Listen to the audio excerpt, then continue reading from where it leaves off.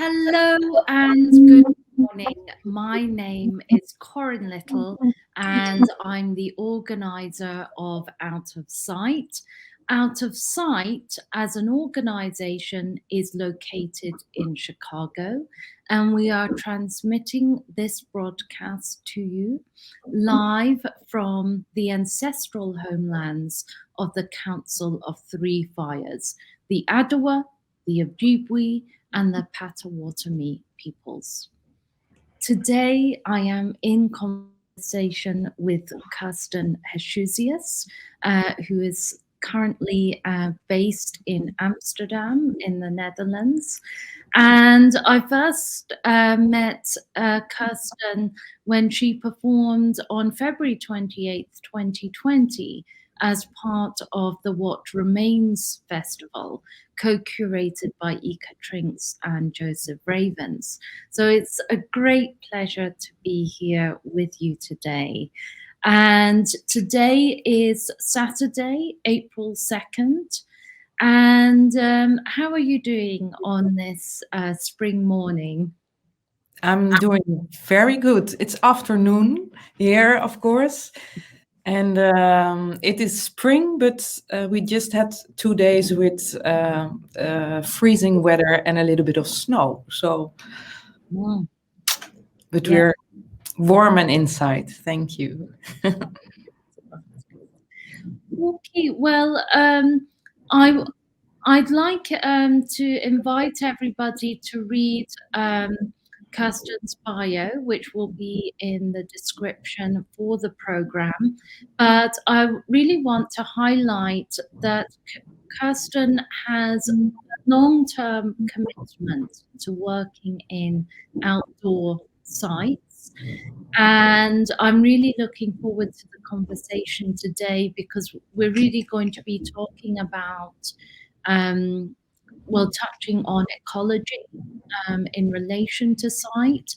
And, Kirsten has an extensive public performance art practice and has performed at the Twente Biennale PAE in the Netherlands, and AcciónMAD and Performance Art Fest, and Dublin Live Art Festival, and many other prestigious places and awards. And you were also one of the facilitators for Flow last year. So we got to work with each other then. So Yeah. I'm going to pass it over to you because of it. Yes. Thank you. First of all, thank you for having me here and to talk to this great channel. So thank you for introduction, and because my work is based on or it's visual, so I thought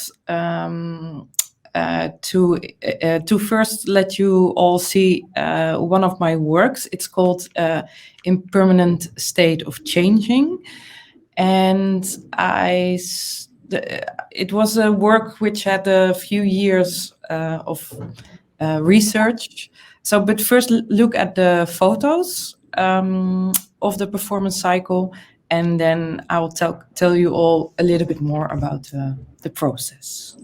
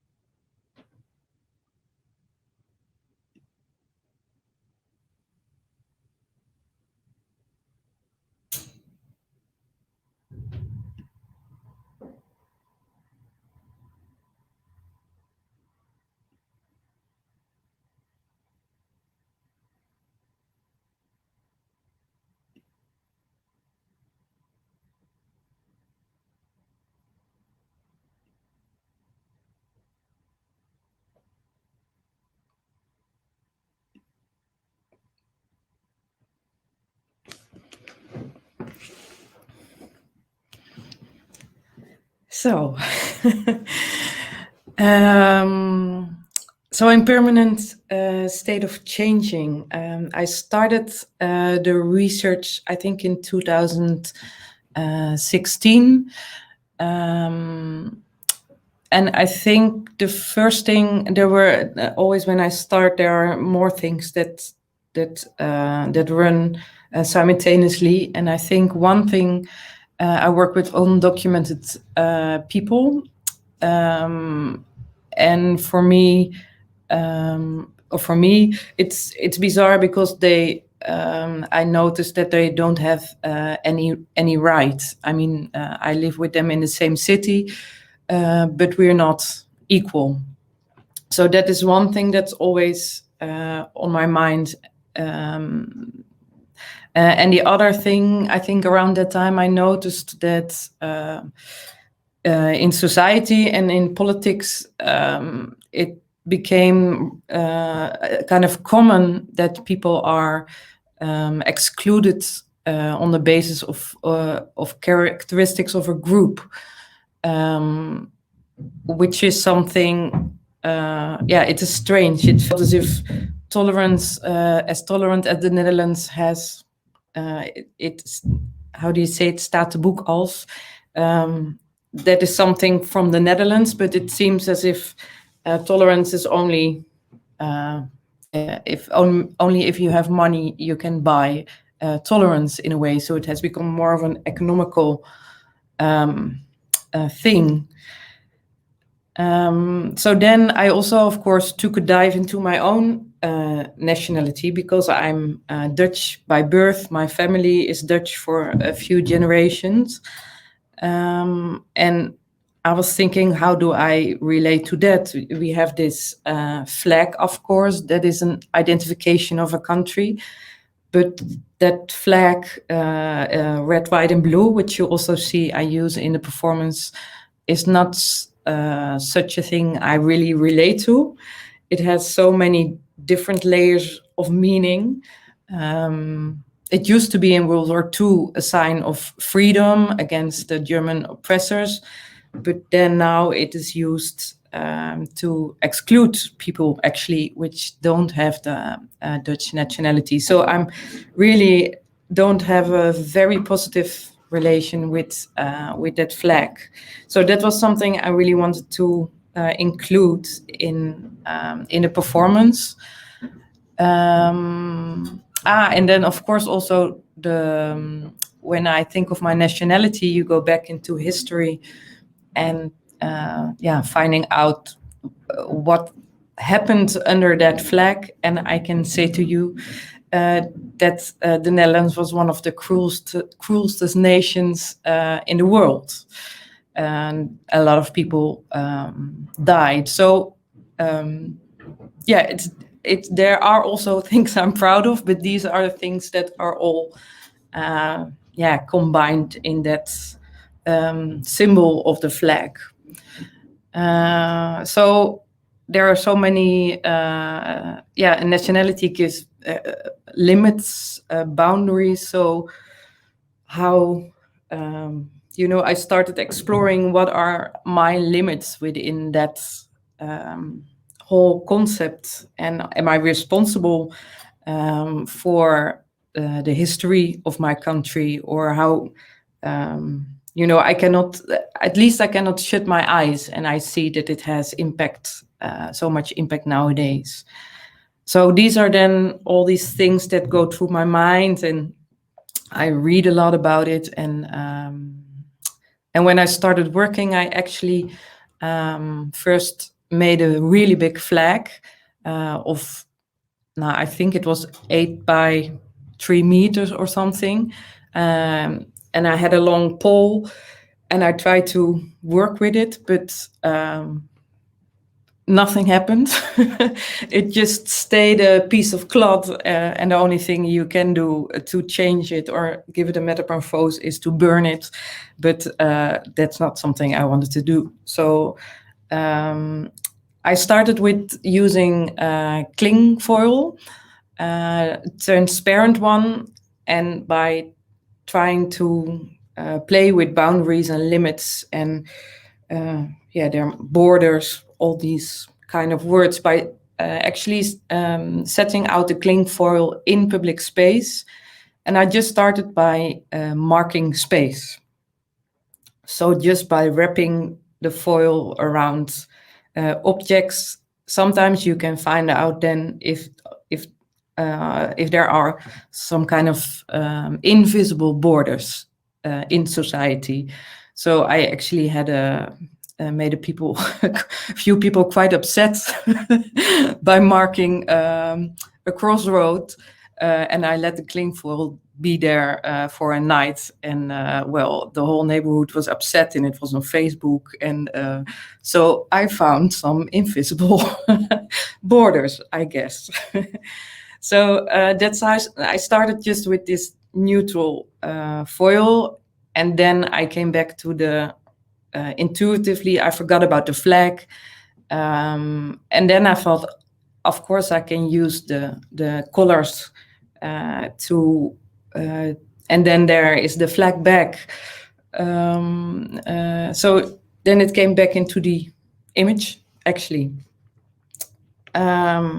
So that's where that started. And then at the same time, I was very much becoming fascinated by a researcher, a Canadian researcher, and her name is Suzanne Simmert. And she is researching about the trees and the fungus underneath the surface of the earth, where trees are connected.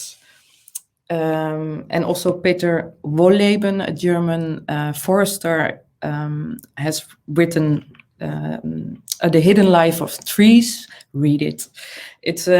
And it's amazing, because I was so intrigued by how trees are actually connected to each other underground, and that they are kind of social beings. They work together, and of course they don't care about national borders, and they need each other, actually. So that is something, that communism of trees, or how do you say it, the cooperation, that I also took in to the process. And then I thought, okay, let's set up 4 performances on 4 different places. Just also to challenge myself to find out how different places function in a site. And I decided to, I had a map of Amsterdam, and there's all the trees in the city are marked there. So I could just go through the city with that map to places with all trees. And I selected 4, and I started working there, and every weekend I had a performance on a different site. So, yeah, and then it came all together. So I just showed you 2 of them. So, do you want to talk about, I mean, I know that in our earlier conversations, you were also talking about how the Netherlands flag has become a symbol of fascism. And that's the same in the UK. You know, we've never used the Union Jack in the UK because it symbolizes the National Front, which is a fascist party. And, you know, this kind of signification of nationalism, you know, is complicated. And, you know, and we have complicated histories. I think both the Dutch and the English with the East India Company were engaged in slavery. And so can you talk a little bit about the your process of selecting these 4 sites, these 4 outdoor sites in public places, and how you actually develop the score of the performance. Yeah, so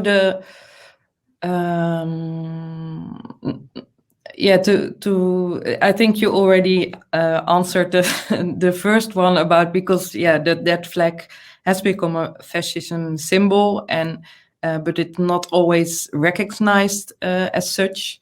So it's also used as a sign of or how do you say, patriotism, but also as a kind of to celebrate those heroes from the past, how brave they were. But it's not okay to, if you use that flag, especially the big one I had, people were really like not looking at it. People are a little bit ashamed of that. And so in process of selecting the trees, it's a kind of intuitive process. I challenged myself by the first site had 3 trees. So I had a little bit of how do you say it? I was supported by 3 3 friends in a way. The second one had 2, and the third one had 1. You also saw that was the last one, and the last one I think had 2. Well, there was. I selected them for the trees to go with the foil, but also, I chose them on a base of how they are, as they were really big beings, and so it's an intuitive process. But I had a connection to that tree. Yeah, and also stillness. I think I chose all places where it was kind of calm spaces. Yeah, so it's interesting. Yeah. In the photographs, I noticed there was one. I think it was the site with 2 trees, where there was a pavement or a cycle path in between. One tree there was.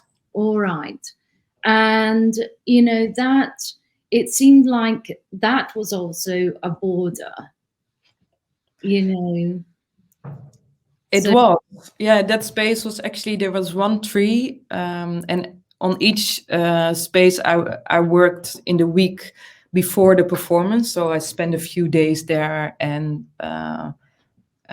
trying out what are the options to set outlines. And the nice thing about that was the pavement was a border. So if when I isolated in a way the public, but also the neighborhood people couldn't really go through for quite a time. And I used 2 lantern posts to make a kind of a triangle, and on one side there was only water. So they were enclosed for a while, but they could go into the water. So that was also became a border, which I didn't think of before. I was only focused in the beginning on the tree, but then that side had a very, very strong imagery later. Yeah, and I was delighted to see the different types of engagement that you were having with the public in your performance, and being an audience member, of your work.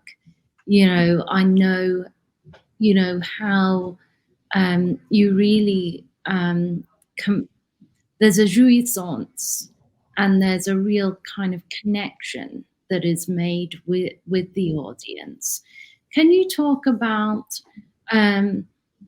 your specific relationship to the public, when you're doing outdoor performances, and especially kind of those that come across your work by surprise? I'm interested in the different types of encounters that you had with those, with the Yeah, that's always the. That's why I choose to work, I think, in public space because, well, one, of course, the site gives a kind of equality. Do I say it right? Yeah, because of course, I have a little bit of a. We are not totally equal because I am the performer and I decide what I'm going to do. So and you only can respond in a way, or interact. But what I like is that we are all in public space equal in a sense. So you don't sit on a chair and I don't know. You can go, you can leave. And also, I really am interested in the people that live in a site because I invade in a bit in their space. They have that space is for them has meaning. A story has an everyday meaning. So these are then these stories that also make the performance in a way. They give meaning or they add meaning to us as a bunch of people standing there. So that is something. And how do I? So are you saying that the site already contains memory for the public, or that the performance actually contributes to expanding memory in the site? Yeah, both, of course. Yes. Yeah, both are. And also the trees in this performance is also are standing there for over 100 years, so they also contain memory, or that's how I perceive it. Definitely. And so the work starts to kind of build up a conversation between the natural elements within a site and the public. That's exactly what happens. Yeah. I'm very interested in this notion because, having produced Out of Sight for several years, I've witnessed how a public performance can actually transform the memory of sight. And could you? I'm wondering if you have, before we move on to the next piece, because I'm wearing out of time. We could talk about this forever. Yeah, forever. I'm wondering if there's a specific example with a member of the public that you had within that performance work that you would like to share with us. That's a good question. I think with this performance, I cannot recall. I'm sorry, a specific example, but I am sure that it opens up memories and thoughts for people, as I do know from other performances. So it opens up the space. It recalls also memories from the history, or so, and that makes also the story or the meaning of the performance, which I don't have anything to do with. Or at least, of course, I do. I provoke it, but I know. Well, I think it's a great segue into the next work. because I know that you just recently saw the video for the first time of the performance, and it happened that a member of the public in Chicago that you randomly bumped into, and you witnessed them actually being in the audience of your performance. So that was very special. So do you want to say a few words before I start the next piece? No, I think it's, again, great to just start it and then talk about it afterwards. Okay.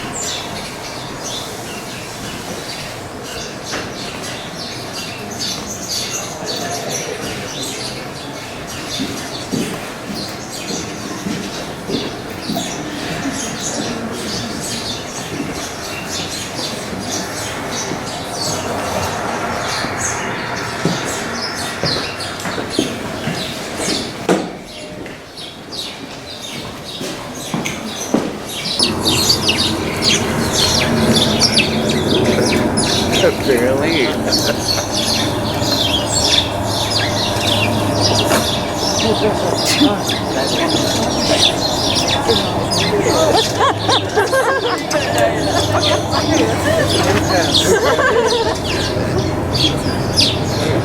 He's regulating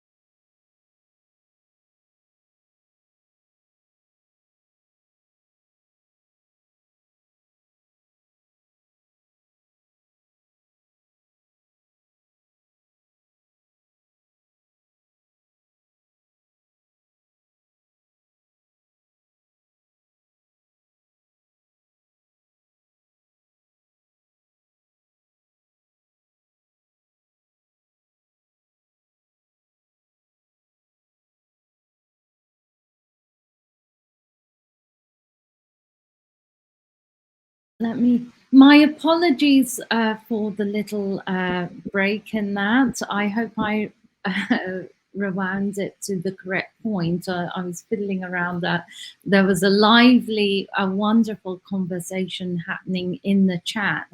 And big thanks to, yes, as I was as witnessing that work, and again, just working on the edit of it, you know, I have to say, you know, it was really captivating being part of the audience, and the work still resonates for me today, you know, in terms of its poetic meaning. And, you know, one of the keywords that was part of that festival that has stuck in my mind. I have a couple of, you know, I just love the way in which, you know, the festival was called What Remains, and, you know, the work created these wonderful traces, you know, positive and negative shapes on the floor. But, you know, I'm intrigued, you know, we've been talking about memory, and, you know, I'm intrigued to know what the meaning, the personal meaning for you from this work. And maybe you can kind of, you know, talk about, you know, the poeticism within the work as well. Yeah,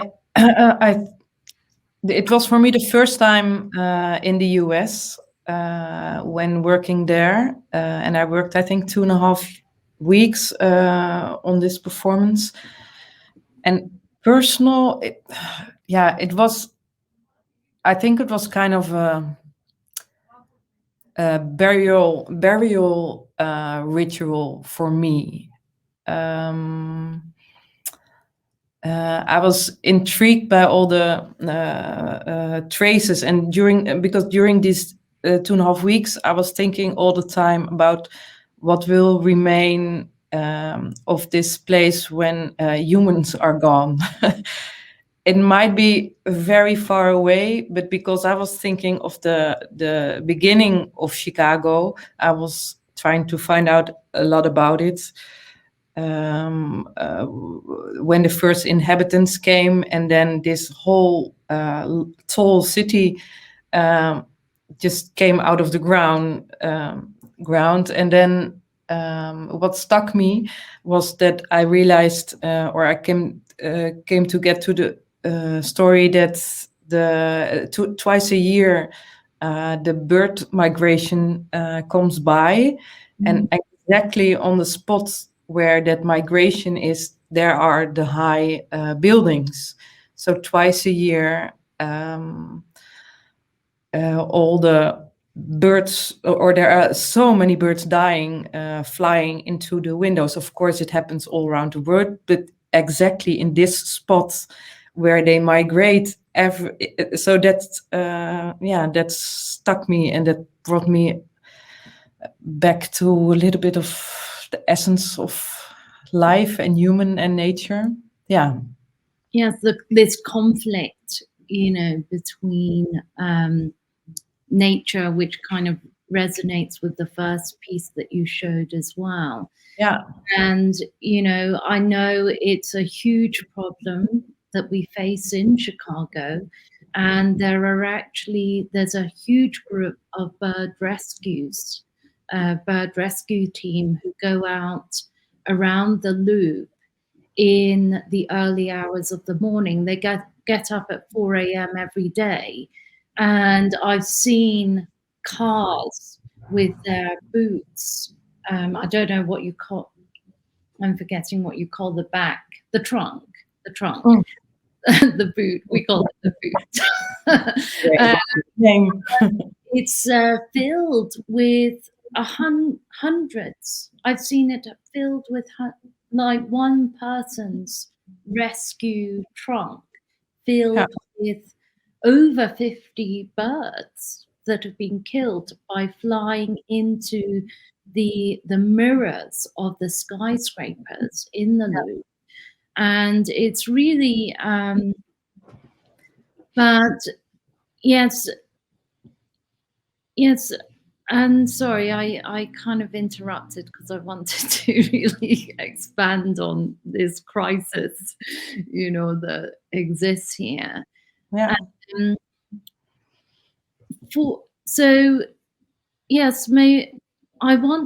I realize it's actually a quarter to the hour, and it is the time when I like to open it up for questions from the audience. And I see there's already questions in the chat. And there's been lots of fantastic conversation about that actually talked about your initial introduction to the first performance, talking about nationalism and the symbolism of the flag. But Sophia Kidd asks a question, who are the artist's intellectual and artistic influences?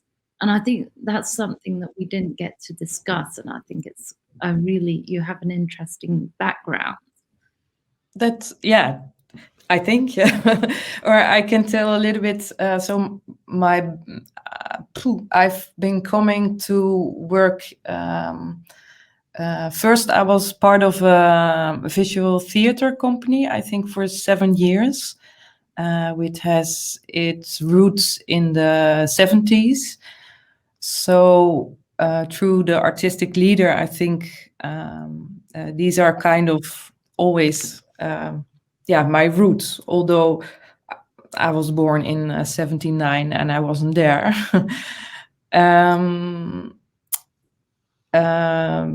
So working in the streets, actually, I've been working with a group improvising for many years. You want to say, Carron? Yeah, so you described a wonderful story of how you would develop work, where you would go off on these walks. So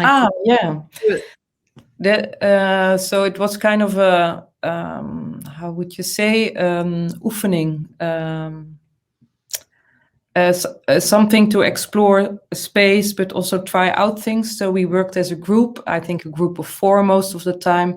And it's a simple thing. It's called follow your leader. So one is giving an input and the rest follows.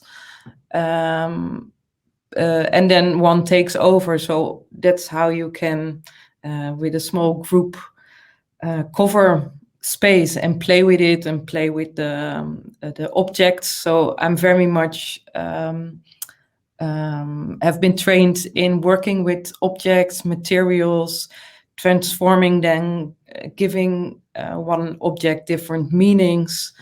So that's a big part of my work. And then I started working on that solo later. And so really coming out of the Alan Capro and the Fluxus movement and, this idea of working in public, going on unknown psychogeographical walks.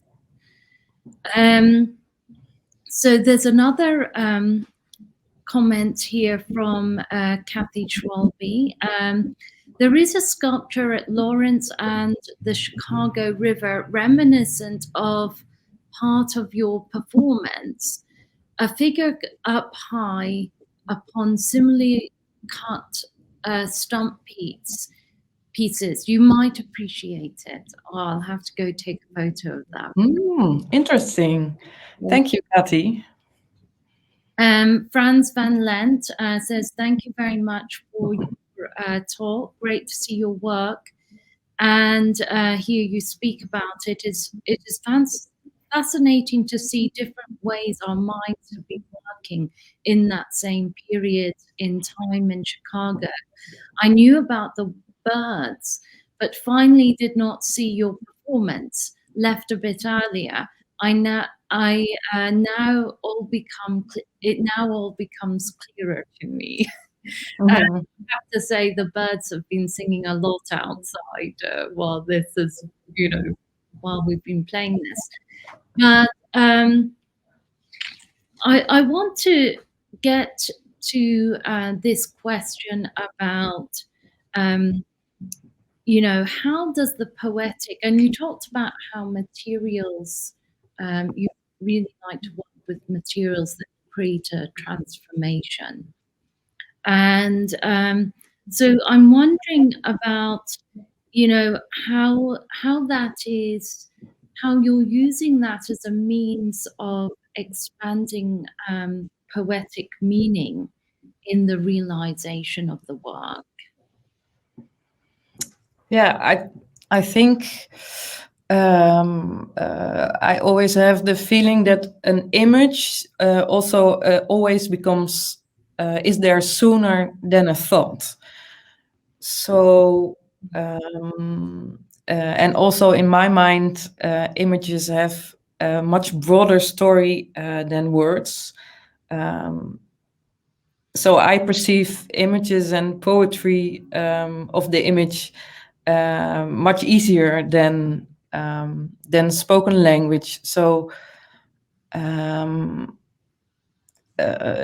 because it connects thoughts and things that happen throughout time. So what I said earlier, that sometimes it evokes something you have been seeing in the past or smelling, or something that you forgot, or it doesn't always have to be in the moment of the performance. I think it's also about, sometimes it's only happening in the future, that you think back of an image and you think, oh, and then it comes together. So yeah, and it all comes down, or I try to, in the use of material, I try to use kind of basic materials also, or basic, or maybe natural, or okay, plastic is not natural, but it's a base, it's the plastic, and it's still, that's it. It can become much more. And of course, because I implement it in a natural environment, that's what makes the friction. Or what makes the poetry eventually. So, yeah. Yes, I was thinking, for me, that at the time, obviously it's taken on new meaning, the deep time performance. But at the time, I was very struck by the image of Yves Klein, and how he's flying, that photograph of him flying out the window. And the piece really kind of, when you were climbing and at the top of the tree trunks, and, about, it was about that moment of flight for me. And, of course, the bird trying to fly, and our, this continual, trial and error, and especially with the unwinding. But I want to jump, there's another question from Martine in the chat. She says, there is another great moment of risk and vulnerability in the last piece we saw. When you just stand in the middle of the traffic, how much of this action was planned? Yeah, that's a good question. I did plan to cross the street. So in that way it was planned, but then I didn't know exactly what I was going to do. So the outside walk was open. And then when I was there, actually, there was a man. It kind of seemed like a homeless man in a way. And immediately when I came out, he stopped the traffic for me. So to help me pass the street. And then I was like, I don't know, it empowered me in a way to stand still. And I got also very angry at all the cars. So it was kind of an emotionally moment also, because all these big power or something, and I was making this ritual for the birds, and it so then I just stood still. And I felt that it was possible. So yeah. So it was not, and then the lifeline ambulance came by. Yeah, that is something. I try to focus on the moment, and then it happens. Yeah. Mm-hmm. I hope that's an answer for you, Martine. Yes, and I think, it goes back to this idea of,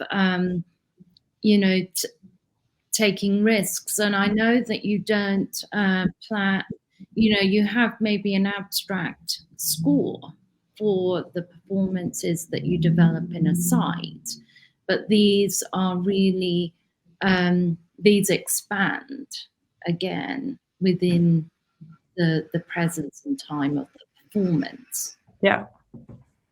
Yeah. Which is, kind of gives it its jouissance in a way, the fact that not even you know what's going to happen.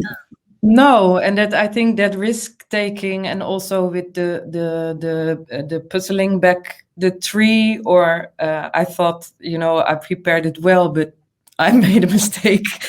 But then eventually that kind of that moment was actually a very alive. It gave much more essence and meaning to the moment. So yeah. Yes, we were with you. The audience was with you. I felt that. I needed you also. Well, I know there's so much more that we really wanted to touch on today. And Yeah. I hope that this is really an open window into the phenomenal work that Kirsten creates. And, as all great poetry, it enters the infinity of our memories. And that's what's really powerful. So please check out her work. We'll put her website in the chat there for you to check out. I also want to just also mention a couple of things. We're in the process of finalizing Flow, Embody and Sight 2022. So I'll be announcing with Bo, who's one of the jurors, the full program next week at the end of the Artist Focus.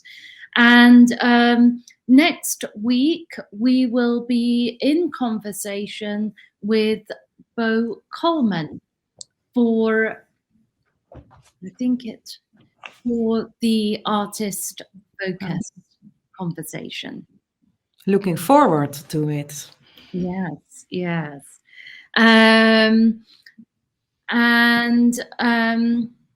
What is... And I also want to announce that we also have an open call for open air, which is going to be the public performances in Chicago this year. And we've developed a collaborative partnership with Worm in Rotterdam, which is a really amazing cultural venue. So we're really excited about the possibilities for the upcoming performance collaboration between these two cities. So do check out the open call for public performances there. And I hope to see you at next week's Artist Focus with with Bo Coleman. And thank you to everybody for all the wonderful conversation that happens in the chat today.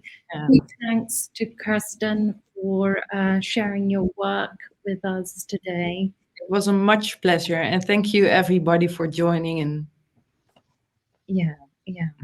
Okay, au revoir. Have a lovely rest of your evening or your day, wherever you are. Thank you so much.